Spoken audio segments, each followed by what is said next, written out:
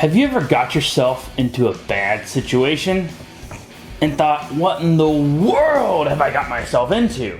Well, that's the way that sin works. It seems fun at first, it has pleasure for a season, but it takes you further than you want to go and holds you longer than you want to stay, and it costs you more than you want to pay. We are all tempted, and God will never allow us to be tempted beyond what we're able. For more on that, check out last week's 5-minute message on sunblock. But we're born with a sin nature, and we fail from time to time. The good news is that God sent His Son to die on the cross to pay for those sins. When we goof up and make a terrible mess, if we put our faith and our trust in Jesus Christ, then not only will God clean us up, but He's able to make those mess-ups work for His glory. And that is a win-win. That might have you thinking, well, then why even worry about sin? Won't God just forgive me and make it better and use it for His glory? Like, can't we just go and sin all we want? Well, God will forgive you. God is faithful and just to forgive us of our sins and to cleanse us from all unrighteousness. But the short answer for that willing sin and doing it on purpose is no. If you have a settled, persistent, and eager, willing continuation to sin, then you don't have a saving faith according to Hebrews. We'll put a link in the description below if you want to know more. But have you ever been in a situation and thought back afterwards and thought of a way out and said, oh, well, that would have been great to know if I would have been in that situation? In the military, we have what's called an after-action review. At the end of an action, you look back and say, hey, I could have done this better, and if we would have stopped here, then this wouldn't have happened. And so that's what I want you to do the next time you fail. I want you to go back and look into it. Because just because you weren't prepared at the time doesn't mean you can't be prepared next time. And while you can't go back in time, you can be prepared for the future. Think about the classic Mentos and Diet Coke experiment. What all has to be in place in order to focus this violent explosion of sugary soda? Well, you can do all sorts of variations of this, but what are the essential ingredients? Well, obviously, Diet Coke and Mentos. I have a carbonated beverage, and I need some sort of candy. Other candies and other sodas will also make a mess, but the combination of these two are particularly violent. But these ingredients doesn't mix themselves. What did I do in order to get these two combined together? And to make matters more complex, we have to take the top off the soda, and we have to unwrap the candy, and then drop it in. But if you take away any one of these ingredients, or any one of these steps, then you stay perfectly clean. I want you to think of sin in the exact same way. The next time you give in to temptation, think back about what ingredients were there. I want you to think of 4 things. Who were you with? Were you with a particular group, or a group of friends, or were you all alone? 2, where were you at? Were you at the beach? Were you in a bar? Were you in your room? 3, what was around you? Was there alcohol involved? Was there a computer? Maybe a cell phone? And 4, what was the series of events that led up to that sin? Did you go to a party? Maybe you browsed a particular site that led you down a bad path. But be specific with these ingredients and be honest with yourself. At what point would have been the easiest to stop the sin? Is there an ingredient that you can remove or adjust to keep from getting in that situation again?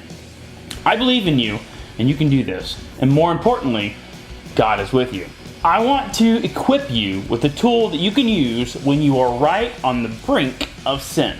When all the ingredients are there and everything is set up perfectly to commit the sin, I want you to break contact. It's called Feet Don't Fail Me Now. Don't think, just run.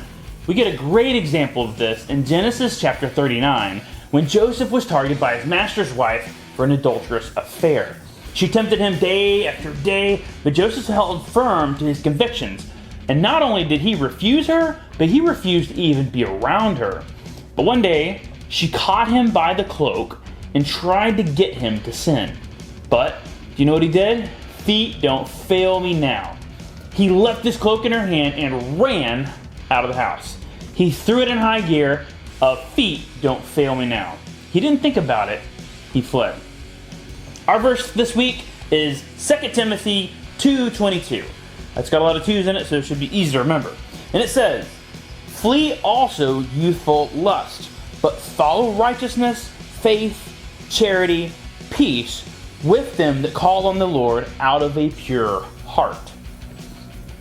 This verse is saying, don't just bear your temptations, flee them. Then redirect your active attention to things of God and do it with another person who calls on the Lord with a pure heart. Now, there are some situations and some sins that we are called to walk through and stand fast and don't back down. But with lust and sexual sins specifically, the Bible's pretty clear in several places that just get out of there, break contact. Because it is bad news. And so you got to get out of there no matter what you have to do. Get out of the situation, break contact, and remove yourself. If you do, you just might stay clean.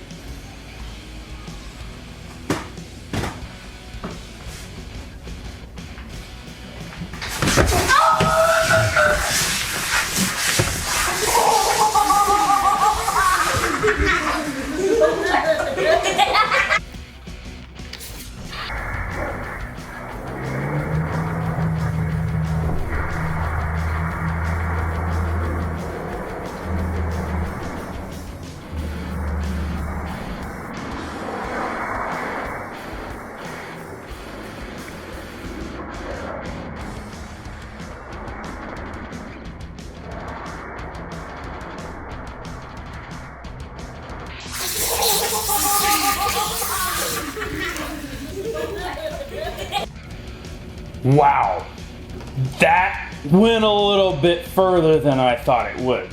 In fact, it took me farther than I wanted to go, and it cost me more than I wanted to pay.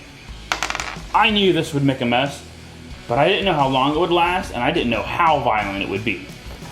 And you know what? I honestly had a lot of regrets after it was all over the house. It was on my ceiling, it was on my computer, my blinds, the walls. It was on everything. The camera, me, I was soaking wet.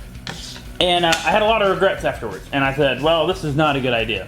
And I did it inside on purpose because I want to show that there is a lot of bad choices we can make and have real consequences.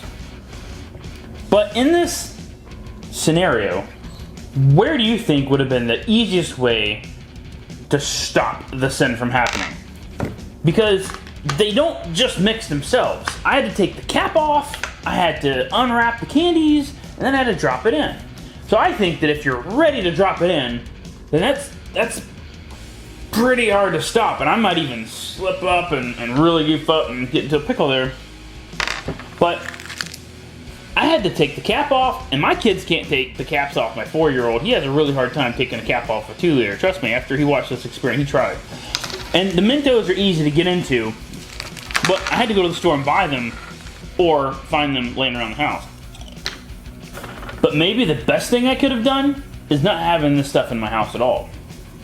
And worst case scenario, when all that is going off, don't just stand there and try to fix the situation and cap it off or make things better. Feet don't fail me now. Get out of there. Well, stay dry.